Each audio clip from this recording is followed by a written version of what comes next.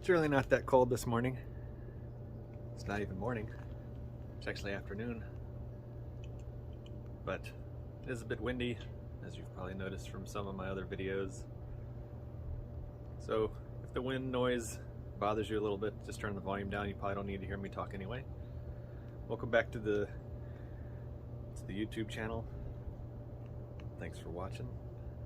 Today, as you can see behind me, well, not the Avalon over here behind me, but the van behind me here, our 2012 Dodge Grand Caravan.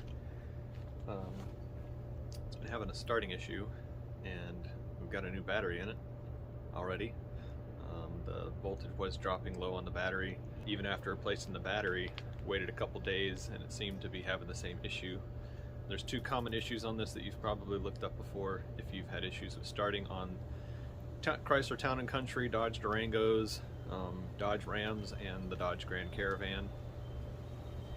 Is an issue that could be relayed back to the fuel pump relay or the fuel pump itself.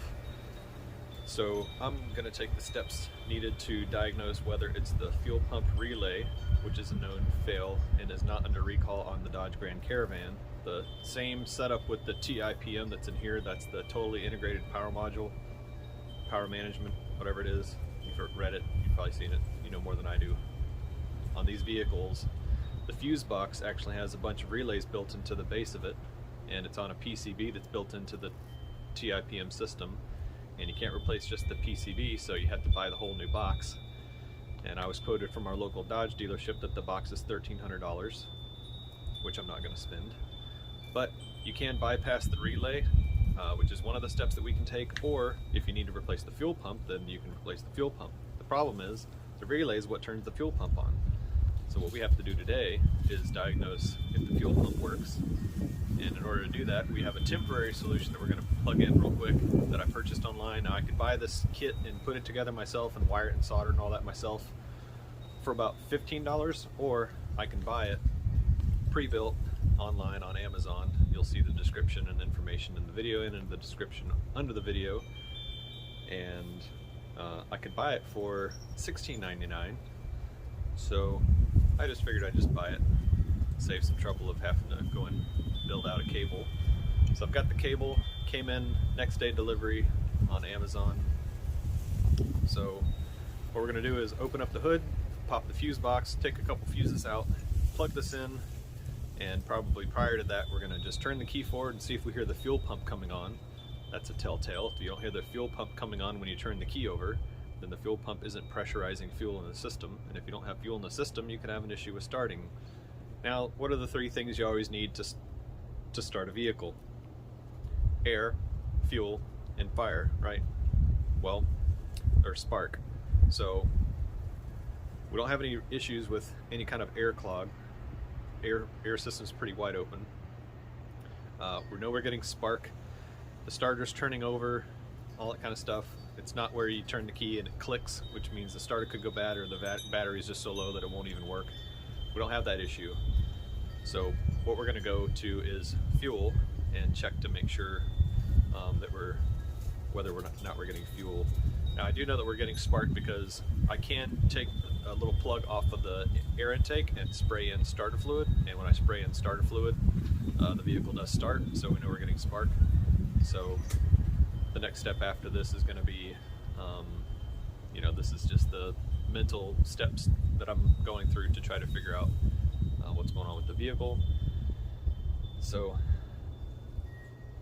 yeah, let's work our way into checking to see if the fuel pump comes on, and we'll go from there. So underneath here, here's your fuel tank, and I have the key turned forward, and there's no noise coming out of here at all. So the fuel pump is up on top of the tank here, up over the top of this. It's pretty much this big plastic tub here that's got these two metal straps on it. That's the fuel tank back here. The front area up here, this is just that's the tub of the floor where the seats get stored. So that's not the fuel tank. It's just this plastic thing here. So above it and mounted into the top of this fuel tank is where the fuel pump is. But I don't hear any noise at all. So let's move up to the front and pop that fuse box cover and take a look up there. So there's our new battery, and here's where we're going to open up the fuse box, which is these two little tabs. And you would think that the fuel pump relay would be one of these, but it's not. It's underneath the box, built into the bottom of the box. That's where the fuel pump relay is, built into a PCB. Now, the fuses we're going to use today is this 20 amp right here, this bright neon green, neon yellow one right here, and this 20 amp right here. And this has 3 slots to it, and right now it's mounted in the 2 left slots, so you want to keep that in mind. This is powered on when the vehicle's on, and if you move this over, then it's power all the time. So I can plug in, I should be able to plug in my test cable on the right side without having to turn the vehicle on, and it'll tell me if the fuel pump turns on. I'll know that it's that the fuel pump's fine inside the gas tank. But if you leave it on the left side, then the fuel pump's only going to turn on when you turn the key forward. So apparently you won't kill your battery, even though I've seen on one of them where it was plugged in, that kit was plugged in here, but because the relay itself is locked in the closed position, you actually have to take one of the fuses off of the kit. So we're not quite there in testing yet, but this pretty much is this whole box here. You can see it kind of goes down a ways underneath there all the way to the bottom of this. This whole box is these fuses and relays on top, and then up underneath is where that PCB is, and there's a lot of connectors under here, big connectors with a lot of wires going into it, so it's pretty detailed. So we'll get these 2 fuses pulled with our fuse puller, and then get our little wiring adapter hooked up and see if we can get the fuel pump to turn on. So here's my little wiring adapter cable. So the setup on this is that it's taking the power that's coming off of the 2 leads on either of those fuses. So the fuse here is M25 and M25. If you follow the key up here, M25 right here where we're at, and then go down, it says fuel DSL lift pump, so that's the fuel pump. So the fuse for the fuel pump is here where it's getting power from, but what we're trying to do is just bypass it going through the relay that's built into the PCB that we're at this point starting with the fuse or the relay, because the relay is going to be less expensive to replace a bypass for the relay than to replace the fuel pump. So here's our little wire adapter, and what we're just going to do is plug the wire adapter in where we took out M25, and we're going to plug this other end into the right side. That's where the full-time power is. We're going to plug this into the right side of the where the fuses that we pulled out. That fuse that we pulled out before was M7, and so if I plug this in and the fuel pump comes on, that means that we're getting power on the fuel pump, and the fuel pump isn't bad. So I'm just going to plug this in real quick. Now as soon as I plug that in, even from here, even with the wind, I can still hear that the fuel pump is turning on. So what we're going to do is I'm just going to I'm going to get some help just unplugging and plugging this in, and then you'll hear the fuel pump turning on and off in the fuel tank. So you hear that?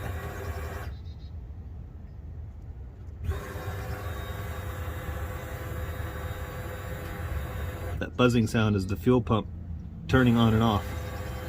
So now we know that the fuel pump is good. The fuel pump works. You remember from before, there was no noise when we turned the key. So that means that relay is causing a fault, and it's probably stuck open and it won't close, and it's not allowing the fuel pump to turn on. So the next step for me is gonna be, we'll do a test start, and then I'm gonna call up the Dodge dealership and order that replacement relay. I'll have all that information in the description in the video, but I'm going to order that replacement relay. So once that comes in, we'll come back out and go through replacing that relay bypass. So, but it's good to know that the fuel pump works. That was going to be $250 was the cheapest I found for the Delphi fuel pump, and the most expensive I found was $400. Actually $500 from a Dodge dealership, so that'll be nice not to have to drop the tank out and replace the fuel pump we didn't need to replace. So we've still got the wire here. You know, we tested earlier and the fuel pump turns on when we had this where it was full-time power. Now we've moved it over to here, so now it's in the left 2 slots, which means there's only power when the vehicle's on to the fuel pump. So what we're going to do now is turn the key and use the key to power the fuel pump on and off. So we're twisting, that's all we're doing, just twisting the key on and off to the accessory position, or the run position is the same. But now under here, you can hear it. That's turning on and off with the key turn. So now you know the fuel pump is not going to run all night long and kill your battery, as you probably witnessed from some other videos saying that it would do that. So now we're just going to do a test start. All right, so I've got the wire out, and I've got the fuses, 2 fuses back in, so everything's the way it was. I just wanted to show that the vehicle does not start.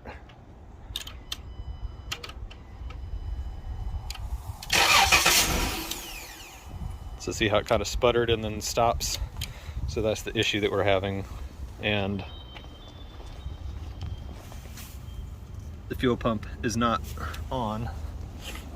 So we'll get this back in. I just wanted to show you that real quick just to make sure that you can see that I'm not creating a problem that doesn't exist, to show that I'm fixing it. It does not start. So let me swap the wire back in and then we'll try to start again. Alright, so I've got the wiring back in, as you saw before. I've still got it in the left spot here. Everything's plugged back in.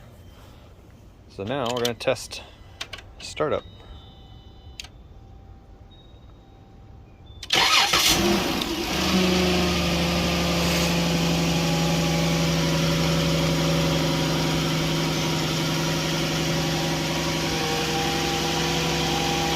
Now it runs.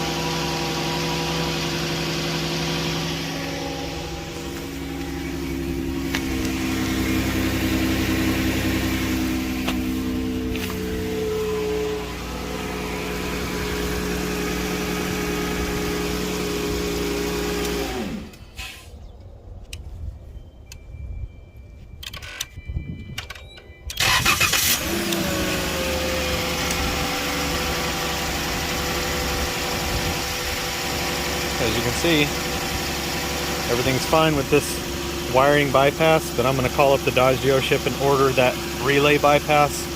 This does make it, let's see, this does make it work, but from a suggestion from the people that made the cable originally, Vertical Visions I think made the cable originally, and they say don't leave this in permanent, so I'm not going to leave it in permanent. The replacement relay bypass kit from the local Dodge dealership is only like $23, so I'm just going to order that, and if you check back in, that's what we're going to be replacing next. Alright, well, in the time it takes to finish a cup of hot chocolate, this little project's finished.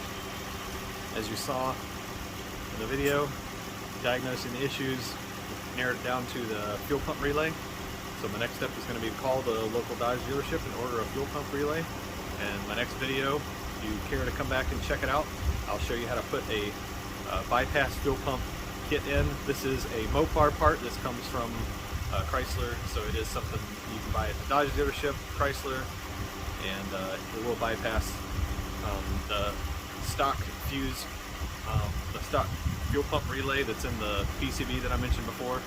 So that's pretty much all we're doing. We're just going to bypass that relay. So if there's something wrong with that relay, we're just going to cut it out. But I'll get to that in the next video, so stick around for part 2 for the fuel pump relay replacement.